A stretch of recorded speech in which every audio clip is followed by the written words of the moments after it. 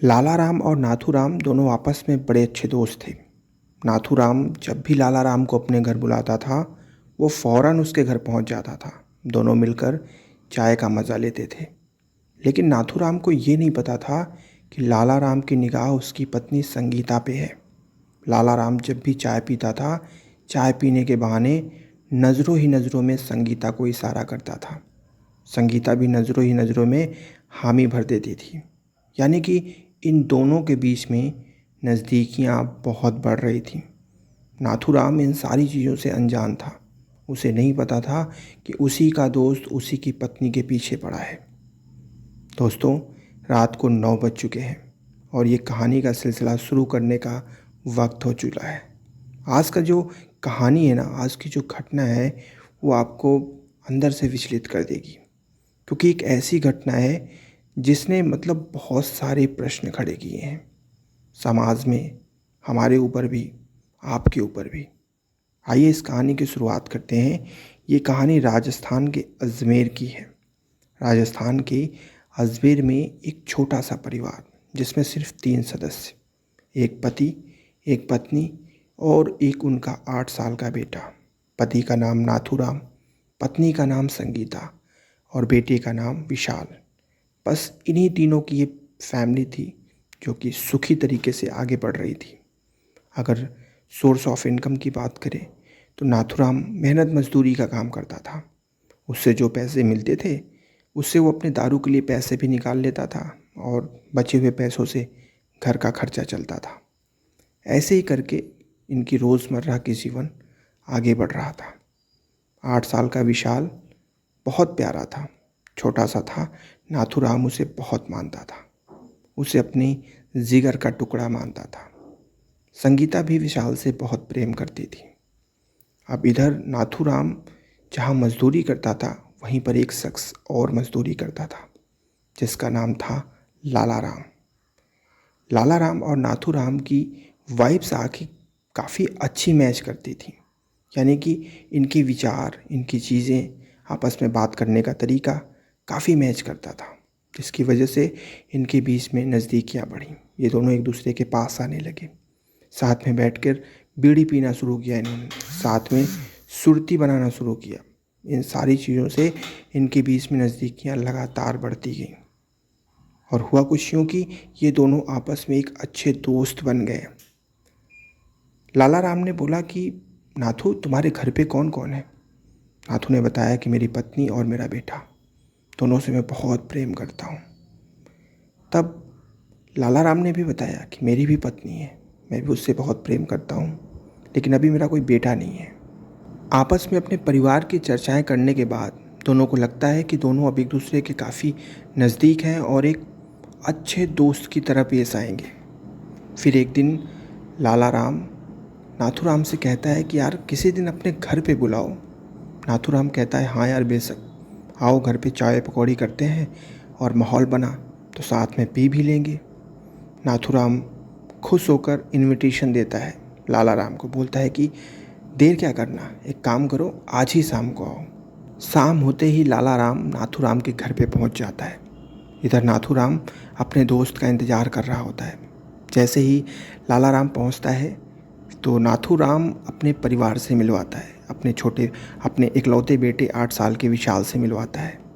तो लालाराम उसको पुचकारता है, नाम वाम पूछता है, कहता है बेटे आगे बढ़ना, पढ़ाई करना, कुछ करके दिखाना, हम लोगों की तरह मेहनत मजदूरी मत करना, ये बोलता है। इसके बाद नाथूराम अपनी पत्नी संगीता को बुलाता है, बोलता है कि अरे मालकिन, थोड़ा चाय वगैरह लेकर आओ, मेरा दोस्त आया है। संगीता अंदर से चाय का ट्रे लेकर आती है। पहली बार लालाराम की निगाह संगीता पे पड़ती है और देखते ही लालाराम का मन डोल जाता है। उसे ऐसा लगता है कि ये औरत नाथूराम के पास क्यों है, ये औरत तो मेरे पास होनी चाहिए। हालांकि देखा जाए तो संगीता दिखने में उतनी खूबसूरत नहीं थी, लेकिन एक हवसी निगाह के लिए इतना पर्याप्त होता है। लालाराम ने जैसे ही देखा संगीता को, वो पूरी तरह से मग्न विभोर हो गया। आकर्षित हो चुका था वो संगीता को लेकर और अपनी नज़रों ही नज़रों में उसने संगीता को इशारा कर दिया कि वो उसे बहुत पसंद करता है। इधर ऐसा लग रहा था कि संगीता भी किसी एक पराये मर्द की तलाश में थी। उसे भी एक इंसान की आवश्यकता थी नाथूराम के अलावा। और जैसे ही लाला राम का संकेत मिलता है, संगीता को लगता है कि उसकी इच्छा पूरी हो जाएगी। जिसकी उसको तलाश है वो लाला राम ही है। अब लाला राम आँखों से इशारा करता है और उधर संगीता आँखों से ही इशारा करके संकेत दे देती है कि हम आपको स्वीकार करते हैं। लाला राम काफ़ी खुश हो जाता है। उसे लगता है कि अब तो भाई नाथूराम का घर आना जाना ज़्यादा करना होगा। और यही चीज़ देखकर वो आए दिन नाथूराम के घर आने लगता है। नाथूराम को इस चीज़ से कोई परहेज़ नहीं होता, क्योंकि उसे तो एक कंपनी मिल चुकी थी, एक साथ मिल चुका था एक दोस्त का, जो आता था और कभी कभी तो खुद दारू लेकर आता था, जिससे इनके बीच में और अच्छी बनने लगी। इधर संगीता भी लाला राम का इंतज़ार करती थी कि लाला राम आएगा तो आंखों ही आंखों में एक दूसरे से काफ़ी बातचीत कर लेंगे हम। नाथूराम को इन सब चीज़ों से बिल्कुल भी अंदाज़ा नहीं था कि उसके नाक के नीचे क्या हो रहा है। धीरे धीरे चीज़ें आगे बढ़ती हैं और फिर लाला राम को और संगीता को लगता है कि नज़रों से सारी चीज़ें नहीं हो पाएंगी। ये नज़रों का खेल अब बंद करते हैं। अब एक दूसरे की जो भूख है उसे मिटाते हैं, यानी एक दूसरे के पास आते हैं। यही सोचकर संगीता और लाला राम एक दूसरे से बातचीत करने लगते हैं और बातचीत शुरू करते ही दोनों अपना अपना मन जाहिर कर देते हैं कि हमें तुम्हारे साथ रहना है, हमें तुम्हारे साथ सोना है, हमें तुम्हारे साथ जीवन का सबसे अकेला और खूबसूरत पल बिताना है। ये चीज़ें इनके बीच में स्टार्ट हो जाती हैं और इन चीज़ों के बाद थोड़ा सा भी वक्त नहीं लगता और लाला राम और संगीता दोनों हम बिस्तर हो जाते हैं। दोनों के बीच में शारीरिक संबंध बन जाता है और ये चीज़ नाथूराम की गैर मौजूदगी में होता है, क्योंकि दोपहर का वक्त होता है। नाथूराम अपने ड्यूटी पे होता है, यानी मजदूरी कर रहा होता है। लेकिन उस वक्त लाला राम उससे ये कह के निकलता है कि मैं थोड़ा कुछ काम से जा रहा हूँ, 2 घंटे में वापस आ जाऊँगा। और वो वहाँ से निकल के सीधे नाथूराम के घर पे पहुँचता है, जहाँ उसका 8 साल का बेटा बाहर घूम रहा होता है। उसे वो बाहर ही एक चॉकलेट देकर कहता है कि तुम बाहर ही रहना, अंदर मत आना। और ये बोलकर वो अंदर से जाकर दरवाज़ा बंद कर लेता है। और इसके बाद संगीता भी उसका बेसब्री से इंतज़ार कर रही होती है। फिर दोनों मिलकर एक दूसरे की हवस मिटाते हैं, एक दूसरे की भूख मिटाते हैं। और इसके बाद भूख मिटने के बाद लाला राम उठता है, दरवाज़ा खोलता है और चला जाता है। विशाल भले ही 8 ही साल का था, लेकिन उसे ये चीज़ समझ में आ रही थी कि उसकी माँ गलत कर रही है या उसके माँ के साथ गलत हो रहा है। ये सिलसिला आए दिन चलने लगा, जिसको झेल पाना विशाल के लिए थोड़ा मुश्किल होने लगा। एक दिन विशाल ने अपने पापा नाथूराम से ये सारी बातें बता दी। उसने बता दी कि पापा, आप जब चले जाते हैं तो लाला राम अंकल आते हैं और वो अंदर से दरवाज़ा बंद कर लेते हैं, फिर मम्मी के साथ पता नहीं क्या करते हैं। ये सुनकर नाथूराम का खून खौल जाता है। वो संगीता के पास पहुंचता है और जाकर उसे धमकी देता है, उससे मारपीट करता है और कहता है कि सख्त हिदायत दे रहा हूँ, अगर आज के बाद तुमने ऐसा कुछ किया तो मुझसे बुरा कोई नहीं होगा। अब संगीता और बेफिक्र हो चुकी थी, क्योंकि संगीता को ये चीज़ था कि चलो कोई बात नहीं, अब तो इनको भी पता चल गया कि इन्हीं का दोस्त मेरे साथ रहता है। अपनी आदत से बाज नहीं आई संगीता। नाथूराम के वार्निंग देने के बावजूद भी लाला राम आता था और संगीता के साथ वक्त बिताता था। अब ये सिलसिला आगे बढ़ता है और विशाल समझ चुका था कि उसकी माँ नहीं सुधरेगी। उसकी माँ अभी भी वही गंदी चीज़ें कर रही है जिसके लिए पापा ने उसे मना किया था। फिर शाम का वक्त होता है, फिर से विशाल जाता है नाथूराम के पास और बता देता है कि पापा, आज अंकल फिर आए थे। इस बार नाथूराम का गुस्सा चरम पे होता है। वो जाता है और संगीता के साथ मारपीट करता है और बोलता है कि मैंने जब तुम्हें हिदायत दी थी तो क्या तुम्हें फ़र्क नहीं पड़ता? वो तो दोस्त के नाम पे कलंक है, मैं तो उससे बोलना भी नहीं चाहता। लेकिन तुम मेरी पत्नी हो, तुम्हें मैं समझाने की कोशिश कर रहा हूँ तो तुम नहीं समझ रही हो। ये आखिरी चेतावनी है। अगर अब मुझे कुछ पता चला तो समझ लेना कि तुम्हारे साथ ऐसा कुछ करूँगा कि तुम कभी सपने में भी नहीं सोच पाओगी। ये चीज़ सुनकर संगीता अंदर ही अंदर डर जाती है।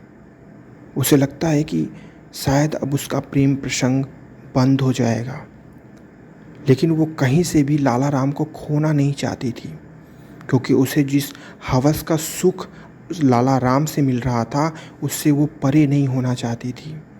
जो शारीरिक सुख वो भोग रही थी उससे वो विलाप नहीं करना चाहती थी। उसने लाला राम से कहा कि देखो, ऐसा है कि अब बहुत हो गया, चलो कुछ ऐसा करते हैं कि ये मंज़र ही ख़त्म कर देते हैं, हमें तुम्हारे साथ ही रहना है। इस बात पे लाला राम भी सहमति दे देता है, बोलता है ठीक है, लेकिन उसके लिए क्या करना पड़ेगा, एक काम करते हैं, ये जो बीच का सबसे बड़ा कांटा है वो तुम्हारा बेटा विशाल है, इसको हटा देते हैं रास्ते से। ये बात संगीता सुनती है तो उसे हल्की सी भी दया नहीं आती ये सोचकर कि वो एक अपने ही बेटे की बात कर रही है, यानी एक माँ होकर एक बेटे के बारे में ऐसा कैसे सोच सकती है। लेकिन वो कलयुगी माँ इस चीज़ को कहती है कि हाँ, सही कह रहे हो, यही बीच का कांटा है, चलो इसे ही निकाल फेंकते हैं। और इसके बाद ये दोनों मिलकर एक घटिया योजना बनाते हैं। सुबह का वक्त होता है, लाला राम आता है एक बाइक से। इसके बाद संगीता विशाल को बीच में बैठाकर कहती है कि चलो बेटा, आज तुमको घुमा कर लेकर आएंगे। इसके बाद ये लोग एक नहर के किनारे चाय की दुकान पर रुकते हैं। सबसे पहले चाय खरीदते हैं और उसमें भांग मिलाकर विशाल को पिलाते हैं, लेकिन विशाल को कुछ नहीं होता। फिर ये जहर की पुड़िया निकालते हैं दोनों और इसके बाद उसे भी चाय में मिलाते हैं, माफ़ करिएगा, चाय नहीं बल्कि फ्रूटी में मिलाते हैं और इसके बाद विशाल को देते हैं। विशाल वो भी पी जाता है, लेकिन उसे खास फ़र्क नहीं पड़ता। अब इन दोनों को ये चीज़ समझ में आ गई थी कि ये लड़का ऐसे नहीं मरेगा, इसलिए उसे फिर वहाँ से थोड़ी दूर जंगल पर लेकर जाते हैं। और इसके बाद संगीता अपना पल्लू साड़ी का निकालती है और उस पल्लू से अपने ही बेटे का गला दबा देती है।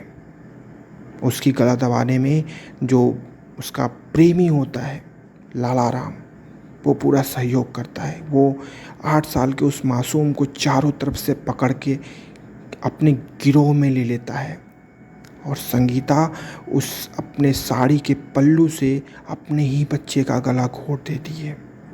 फिर भी इन दोनों को यकीन नहीं होता कि शायद विशाल दोबारा जिंदा हो सकता है, इसलिए वो कलयुगी राक्षसी माँ वहाँ पर रखे हुए एक बड़े पत्थर को उठाती है और अपने बेटे का ही सर कुचल देती है, ताकि कहीं से कोई आशंका ना बचे कि उसका बेटा जिंदा है। ये करने के बाद ये दोनों आश्वस्त हो जाते हैं कि अब विशाल इस दुनिया में नहीं है, और ये सोचकर फिर दोनों उसे जंगल में ही छोड़कर फरार हो जाते हैं। इधर नाथूराम जब घर आता है तो वो किसी को नहीं पाता। इसके बाद वो तुरंत जाकर पुलिस में शिकायत दर्ज करवाता है और अपनी पत्नी और लाला राम के ऊपर शक का दायरा दर्ज करवाता है। इसके बाद पुलिस शक के आधार पर इन दोनों को खोज निकालती है और जब सख्ती से पूछताछ करती है तो दोनों इस चीज़ को स्वीकार भी कर लेते हैं और एक बात और कहते हैं जो आश्चर्य में डाल देने वाली बात है। संगीता कहती है कि आप चाहो तो हमें फांसी पे चढ़ा दो, लेकिन उससे पहले हम दोनों की शादी करवा दो। बड़ा ही हाईलाइटेड हुआ ये मामला राजस्थान में, और हर किसी को सोचने पे विवश कर दिया कि क्या इस कलयुग के समय में एक औरत बिल्कुल भी निर्लज्ज हो चुकी है, उसके अंदर कोई मोह नहीं बची है अपने बच्चे के लिए।